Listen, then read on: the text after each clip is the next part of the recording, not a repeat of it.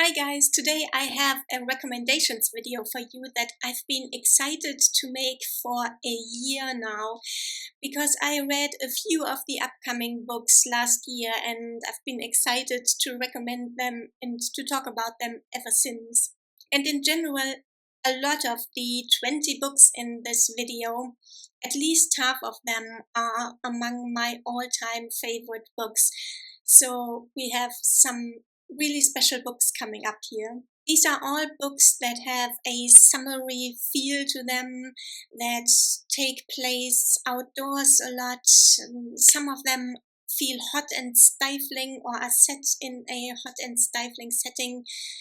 Some of them feel like a fresh breeze or are perfect for reading during a fresh breeze on the balcony, in the garden, on the porch, or the outside reading spot of your choice. I'll be going through them very quickly because there's only really time to talk about the essence of each book. But I have talked about a lot of them elsewhere in more detail, and I'll do my best to link these places in the description box below. My first summer recommendation is The Changeling Sea by Patricia McKillip, one of my all-time favorite authors. This is a fantasy novella set in a small island kingdom, and the protagonist is a young girl, a teenage girl, who has some unfinished business with the sea, which claimed her fisherman father a while before. And one day, a disoriented young man washes up on the beach, and at the same time, a mysterious, sort of blown up fish appears on the surface of the sea far out from shore, and it is chained to the bottom of the sea by a golden chain. Both of them, the young man and the fish, are riddles inside a mystery wrapped in an enigma, and naturally our protagonist finds herself in the middle of it all and tries to unravel it. And this being Patricia McKillip, it all goes down in typical fairy tale fashion, yet also in some very unexpected ways. From straight up fantasy, we go to historical fantasy with The Bedlam Stacks by Natasha Pulley. This is set in Peru, where our English protagonist has been sent by either the British government or the East India Company, I don't remember. He has been sent there to poach a sapling of the tree from which quinine is made, a remedy against malaria, which is currently, at the time at which this is set in the 1850s and 60s, is currently decimating the British workforce on the poppy fields and the opium factories in India. And this book takes a lot of inspiration from Peruvian and Incan religion, folklore, and general culture, and has a lot of thoughts on language barrier and cultural divides. And by, our protagonist comes to see the world through the eyes of his indigenous liaison. And it is at times a very, very magical world. I think this book is best read or is perfect to read during a mild summer night while fireflies are flying through the garden. The House of Doors by Twang is a fictionalized account of W. Somerset Maugham's visit to Kuala Lumpur, during which he wrote the short stories in the collection The Casuarina Tree. But it is told by the wife of the man who acted as W. Somerset Maugham's host there, for the sake of this story. A lot of this story takes place outdoors, on porches, in gardens, around town, under the Casuarina tree, but it does so sort of ironically so, because this book is all about lives that can't be lived out in the open, that have to be lived in secret and can't even be talked about. And it is about what this does to the people who have to live in this way. This is a very heavy topic, but Twang applies a very light touch to it, deceptively light, you could say. Next, I have 2 German books, which have been translated into several languages, but not, I think, into English. The first one is Der kleine Grenzverkehr by the classic German author Erich Kästner. The title translates into something like small-scale border traffic or border crossing, and it takes place in the Austrian city of Salzburg on the one hand, and the German town of Bad Reichenhall on the other hand, which is just across the border from Salzburg. And it is a comedy of errors set in the context of the opera festival in Salzburg. And it reads just like a Mozart operetta. It is extremely low stakes and just a complete delight from the first page to the last, and the perfect read for a fun, lazy weekend on the balcony or in the garden. Very, very different in tone is a very recent German release, Ein Sommer in Niendorf, A Summer in Niendorf by Heinz Strunk, shortlisted, no, long-listed, I think, for the German Book Prize in 2023. And this is the tragicomic, I guess, story of a man in advanced middle age who goes on a 3-month sabbatical, or what was supposed to be a 3-month sabbatical from his law firm, and takes himself on a writing retreat to a small town on the German Baltic coast in order to write that family history which he has always meant to write and which he is, of course, going to release to critical acclaim. He ends up absolutely hating everything there, which was to be expected since he generally hates everything and everyone. Yet he still ends up going native in very dramatic ways. It is in many ways a cautionary tale, and it is also just an extremely funny train wreck to read. Now, Rhine Journey by Schlee is an English novel from 1980, but is set in Germany in the middle of the 19th century, but it is about an English family who travel down the Rhine from Basel in Switzerland to Cologne in Germany. And it is extremely Victorian in its sensibilities and also in its diction. And yet it has a very modern kind of poeticism to it, with lots of things being said implicitly, as opposed to the Victorian or the pre-modern custom of explaining everything to death and spelling everything out to the reader. Story-wise, I'd say it is a sort of blend of Persuasion and A Room with a View. However, I guess it's not as impactful or as brilliant as either of them, but nevertheless a very interesting, very touching read, and also quite fun if you know the locations in which the family is staying. And of course, since I have already mentioned it, I cannot go without recommending the original, A Room with a View by E.M. Forster. This is a late Victorian kind of indictment of Victorian society. It is set partly in Italy during an Italian holiday, and it is a romance across a class divide between 2 young people in a crisis of meaning and in search for meaning, on a quest for meaning in a society that gives them none.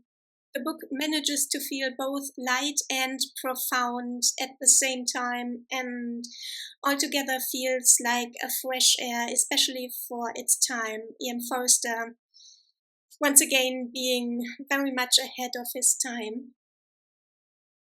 And with The Grass is Singing by Doris Lessing, we have again another extreme change in mood and also in outcome, which is not a spoiler because the story begins with the ending, a tragic murder, and then tells the story of what led to this tragic outcome. The story is set on a farm or a farmstead in what is now Zimbabwe, what was then still southern Rhodesia. And there, as if by tragic accident, two people who should never have had anything to do with each other rush into a marriage and thereby doom themselves for all eternity to a life of misery. Until one day they just snap and it all explodes, and, well, more lives than just one or two are destroyed. And to be honest, this is nothing short of a horror book. And I actually mean this. This is probably the most horrifying story I've ever read. And whenever I think about it, whenever I hold it in my hand, I feel once more extremely horrified and it grips my heart with an icy fist. But I think it is so worth reading, and Doris Lessing is extremely accomplished, not just in conveying the protagonist's misery, but also in explaining the inescapable situation and the cage that they have built for themselves. I honestly think you could have given her the Nobel Prize for just this book alone. Summertime, Western Time, with All the Pretty Horses by Cormac McCarthy, the first book in the Border trilogy. This is a coming-of-age story of young, naive, and idealistic farmer's son, John Grady Cole from Texas, who at the age of 16 sets out with his best friend with nothing but the horses underneath them from Texas into Mexico in order, or with the intention of living the American dream in Mexico and working up the ladder from cowboy / farmhand to ranch owner, and maybe even have an opportune marriage along the way. But of course, it doesn't really work that way, and they both get a very rude reality check and a rude awakening in Mexico. I haven't yet read the third book in the Border trilogy, but both All the Pretty Horses and the second book, The Crossing, are together my favorite works by Cormac McCarthy. Somewhat similar to a Western is The Lost Man by Jane Harper. This is set at Christmas, but it's set in Australia, so during mid-summer. More precisely, it is set on a cattle station in Western Australia, where a man, one of 3 farming brothers and station owners, is found dead from exposure in the middle of nowhere. This is not a police procedural, though, and also not really a sleuth story. It is ultimately the family itself who solves the murder mystery. And the main subject of the book is really the setting and the society and the rules of living in this setting. It is a story of the extreme isolation in which these rural communities exist, for one, but also each separate family and each separate station unit on farms of such vast extensions that they have to herd their cows with a helicopter, and farms have their food supplies delivered by truck for half a year at a time. It is nothing short of impressive. The setting and also how Jane Harper gets it across to a reader on the other side of the world in a highly populated region who has trouble even conceiving of the distances that are described in the story. However, this wasn't actually the first time that I came across this setting in a novel, or at all. The first time was reading Red Dirt Heart by N.R. Walker. This one is set on a cattle station in the heart of Australia, near Alice Springs, and it is a station which is huge even by Australian cattle station standards. The story is a gay romance between a young agricultural studies graduate from Texas and the young owner of the station who has just inherited the station a couple of years before. And he isn't exactly out and proud in this tough farming environment, and that is the central conflict of the story. However, the setting also provides ample challenges for the two young people and everyone on the station. And this book, it was the first time that I ever came across this setting, and it made me immediately fall in love with the setting. Pompeii by Robert Harris is, of course, about the eruption of Mount Vesuvius in August of 79. And it is in many ways a mediocre historical novel. However, the choice of protagonist was ingenious on Robert Harris's part.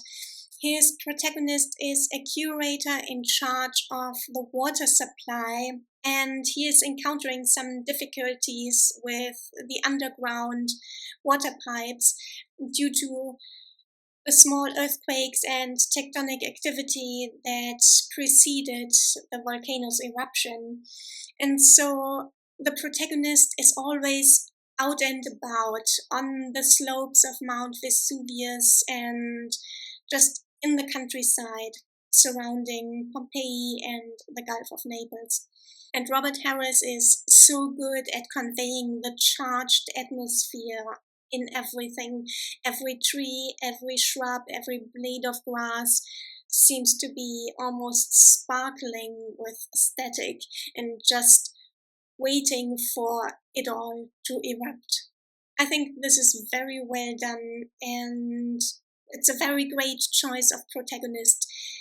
And although I think that Robert Harris isn't exactly the most gifted of writers, Pompeii is still one of the books that I always recommend, one of the few books set in antiquity that I always recommend. Another historical novel, and this one even more old school, is Sea of Poppies by Amitav. This is set in the first half of the 19th century on an American ship that goes into business with the East India Company in rural communities in India and in China. It is a book about the devastating effects of British poppy farming and the opium industry on rural India, on farming communities and the land itself, and also about the devastating effects of the opium trade on China in particular. And it all culminates, of course, in Britain's great freedom fight, the Opium Wars. So the title, Sea of Poppies, might sound very pretty and romantic, but has in fact rather sinister connotations. Another Indian book, The God of Small Things by Arundhati Roy. In this book, Rahel from Kerala tells the story of one summer during her childhood, the summer in which her twin brother stopped speaking. This is about social issues in India and how they affect different people, in this case, two young children and their patchwork family. And it does so in a way that is reminiscent of Harper's To Kill a Mockingbird in the way in which Arundhati Roy extremely deftly interweaves the adult and the child's perspectives. But in addition, language plays an extremely important role in the book, or languages rather. English, the Indian language that the people in the book speak, and the twins' very own personal language, and how being trilingual in such a way offers not only new ways of expressing your experiences and your world, your reality, but also how it affects the way you view the world. In this way, it has some similarities, in fact, with the Bedlam stacks from earlier, but it is, of course, a completely different story.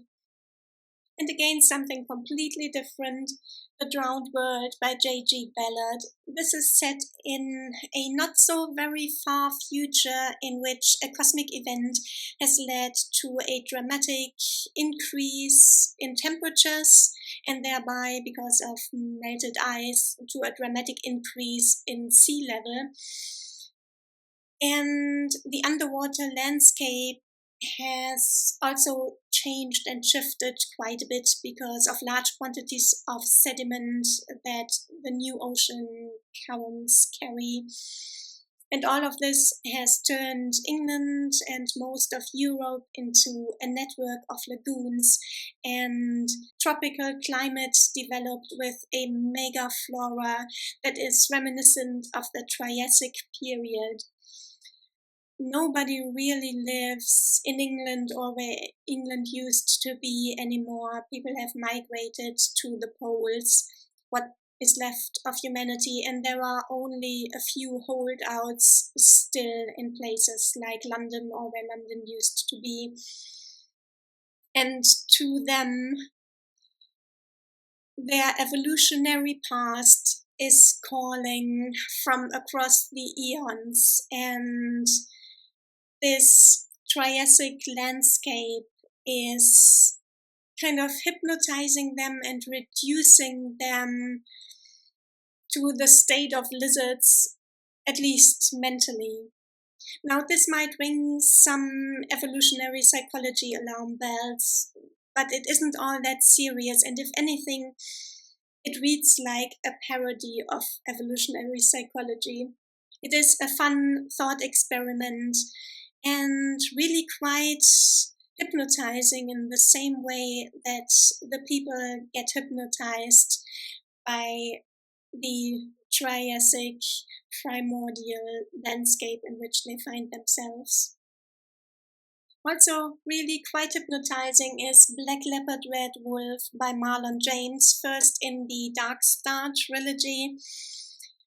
And this is in many ways a very classic fantasy story. It's a classic quest story, a classic fellowship / motley crew kind of story, but with a few twists. In the first and foremost, of course, the setting, which is sub-Saharan Africa, a fictional sub-Saharan Africa-like setting.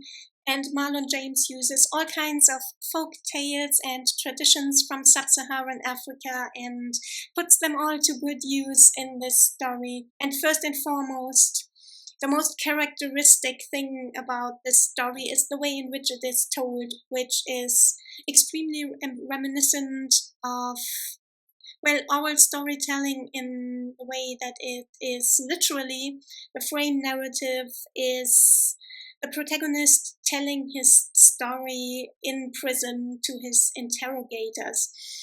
And he is telling it in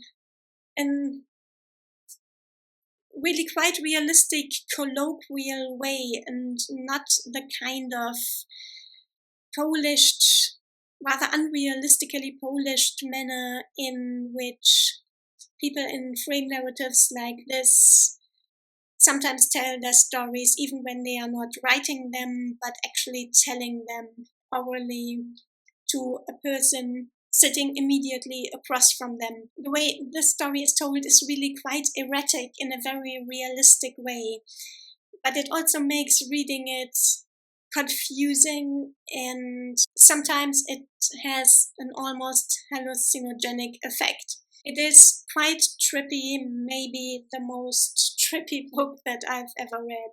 It can be a piece of work, but you just have to go with the flow and it will carry you along.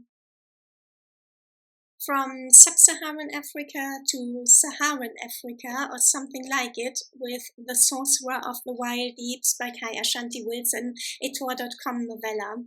The protagonist of this is one of two demigods who work as guards for caravans, and in particular, they are guiding and guarding caravans through the infamous Wildeeps, which is a kind of Bermuda Triangle-like oasis in which all kinds of impossible dangers and monsters lie waiting for unwary travelers.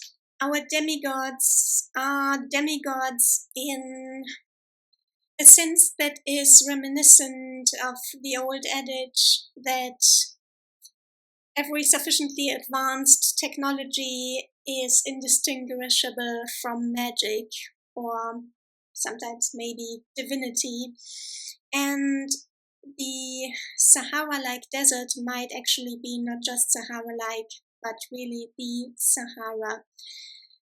The story is, at the end of the day, quite tragic, and it is, I think, a very intriguing, very interesting mixture of adventure and tragedy in this novella. Lightening the mood again with The Narrow Road Between Desires by Patrick Rothfuss, a spin-off short story from the Kingkiller Chronicles, featuring as protagonist Busters, who is the Kingkiller Chronicles protagonist's apprentice and a fairy prince, although that is not common knowledge. And as a fairy prince, Bust thinks that he is oh so much cleverer than everybody else and is playing everybody else according to his own wishes and desires.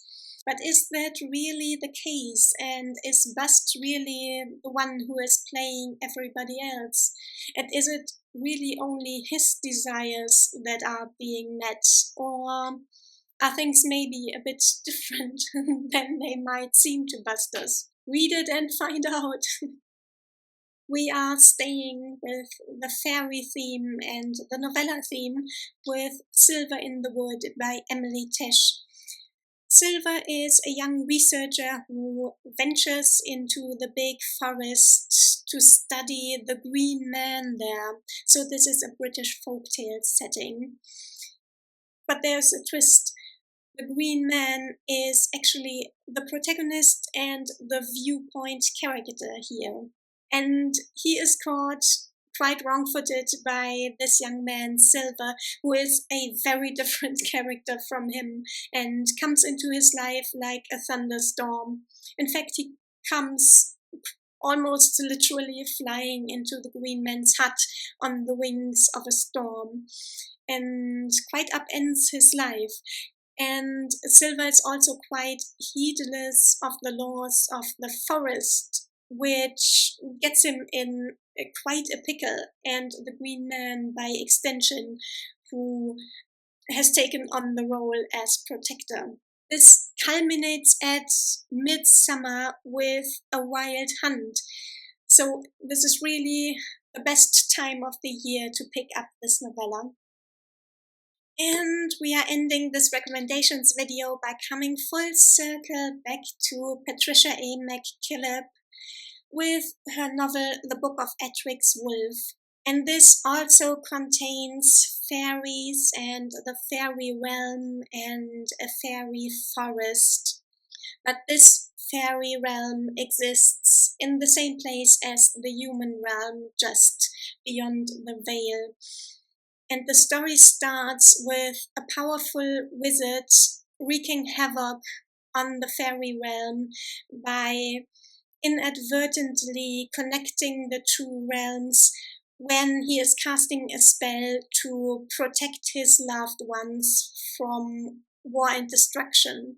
But he accidentally brings war and destruction to the fairy realm, which was previously untouched by any such mortal concerns. And this is, of course, extremely tragic, bringing death to deathless beings. But he doesn't even realize the extent of it, and it is only much later that a young wizard accidentally uncovers what really happened that night and tries to remedy the situation. If you've heard me talk about Patricia A. McKillip before, you know that I am a great fan of her extremely poetic, almost brittle feeling prose, which is extremely well suited to describing fairy realms and the tragedy of fairy realms in turmoil. This is also, I think, a great book to read during this time around midsummer